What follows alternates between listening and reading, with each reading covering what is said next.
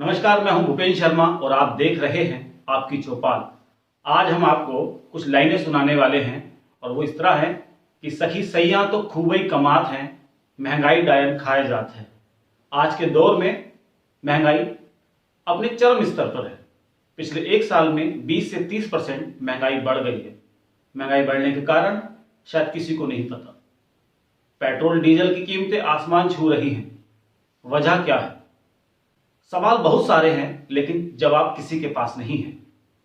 पिछले 2 महीने पहले राज्य सरकार और केंद्र सरकारों के बीच एक मीटिंग भी हुई और उसमें इस बात को जानने की कोशिश की गई कि महंगाई बढ़ रही है, क्यों बढ़ रही है और बढ़ रही है तो किस तरह से महंगाई पर नियंत्रण किया जाए। लेकिन अभी तक कोई फैसला नहीं आ पाया। जब जब त्योहारों का सीजन आता है तब तब महंगाई बढ़ जाती है। जो खाद्य तेल हैं, खाद्य पदार्थ हैं, उनकी कीमतें आसमान छूने लगती हैं। जैसे ही त्योहारों का टाइम आता है, शादियों का समय आता है, तो चीज़ों की कीमतें अचानक बढ़ने लगती हैं और जो कीमतें एक बार बढ़ जाती हैं वो आगे जाकर के कम नहीं होती। उसकी वजह क्या है? सबसे पहले तो भ्रष्टाचार, मिलावट, कालाबाजारी और सरकार का पुख्ता नियम ना होना। सरकार की तरफ से ऐसे कोई नियम नहीं है जिससे महंगाई को नियंत्रित किया जा सके। इसीलिए आज हमारे देश में महंगाई निरंतर बढ़ती जा रही है। डीजल पेट्रोल की कीमतें इतनी बढ़ रही है कि आम आदमी की पहुंच से दूर होने लगा है। इसी कारण इलेक्ट्रिक बाइकों का, गाड़ियों का चलन आने लगा है। लेकिन उसके लिए इलेक्ट्रिसिटी कहां से आएगी? पिछले दिनों आपने देखा होगा कि कोयले की कमी से बिजली नहीं बन पा रही थी, तो कुछ क्षेत्रों में हमें बिजली की कमी महसूस हुई। महंगाई बढ़ना और एक हमें दूसरे सोल्यूशन पे जाना, ये दोनों अलग अलग चीजें हैं। अगर हमने महंगाई पर नियंत्रण कर लिया तो बाकी चीजें और आसान हो जाएंगी।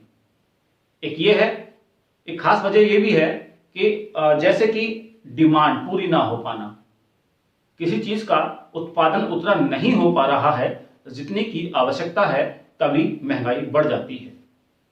एक कारण होता है कि आपको जो चीजें हमें जरूरत में आती हैं उसको हम स्टोर करके रख लें, बेचे नहीं, और जब उसकी डिमांड बढ़े तो अपने मन मुताबिक अपने बनाए हुए दामों पर बेचे। जैसा कि हमने कोविड के टाइम में देखा कि लोगों ने जो 10 रुपए का मास्क था वो 50 रुपए का बिका, जो सैनिटाइजर 100 रुपए की बोतल मिलती थी, लीटर मिलता था, वो 500 रुपए लीटर तक खरीदा। ऑक्सीमीटर हो गए, थर्मामीटर हो गए, बाकी कुछ दवाइयां थी जो काफी महंगे पैसों में मिली और ऑक्सीजन की कमी हो गई थी, तो ऑक्सीजन के सिलेंडर के लिए लोगों को लाइन में लगना पड़ा। इस तरह से महंगाई बढ़ती है। जो ऑक्सीजन का सिलेंडर आमतौर पर 400-500 रुपए में मिल जाता है, उस सिलेंडर के लिए लोगों ने 50-50 हजार रुपए तक भी दिए। ये होता है महंगाई बढ़ाने का एक तरीका। अब त्योहार चल रहे हैं, खाद्य पदार्थों की कीमतें बढ़ रही हैं, खाद्य तेलों की कीमतें बढ़ रही हैं। जो तेल कभी 130 रुपए का मिलता था, जो सरसों का तेल, शायद आप लोगों को पता हो, सरसों के तेल की कीमत 130 रुपए हुआ करती थी, आज 230 रुपए तक पहुंच गई है। पिछले एक साल में कीमतों का इतना बढ़ना, यह शायद बहुत परेशानी का सबब बनने वाला है। लेकिन सरकारें महंगाई कम करने में विफल रह रही हैं, चाहे वो केंद्र सरकार हो चाहे राज्य सरकारें हो।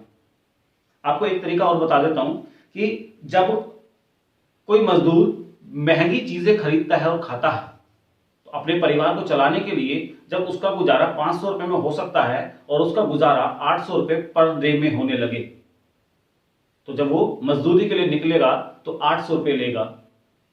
कुछ मजदूर ढुलाई का काम करते हैं, जिन गाड़ियों से राशन का सामान आता है उसको अनलोड करने के लिए, उतारने के लिए मजदूरों की जरूरत पड़ती है। और वो मजदूर अगर महंगे होंगे तो वो जो राशन आया है, वो जो खाद्य पदार्थ आए हैं, वो भी महंगे हो जाएंगे, क्योंकि उनका खर्चा भी हमारे जो बिक्री का एक दाम है उसमें जुड़ जाएगा। पेट्रोल डीजल की कीमतें बढ़ रही हैं, उसका खर्चा भी हमसे ही लिया जाएगा। ट्रांसपोर्टर्स अपना पैसा बढ़ा रहे हैं, उसका पैसा भी हमसे ही लिया जाएगा। तो जो प्रोडक्ट हमें 10 रुपए का मिलना चाहिए था, इस महंगाई के कारण वो प्रोडक्ट हमको 15 रुपए में मिल रहा है। तो शायद आप समझ गए होंगे कि महंगाई किस तरह से बढ़ रही है। अगर आपको ये जानकारी और ये न्यूज़ और ये वीडियो अच्छी लगी हो तो हमारे चैनल को लाइक, सब्सक्राइब और फॉलो जरूर करें।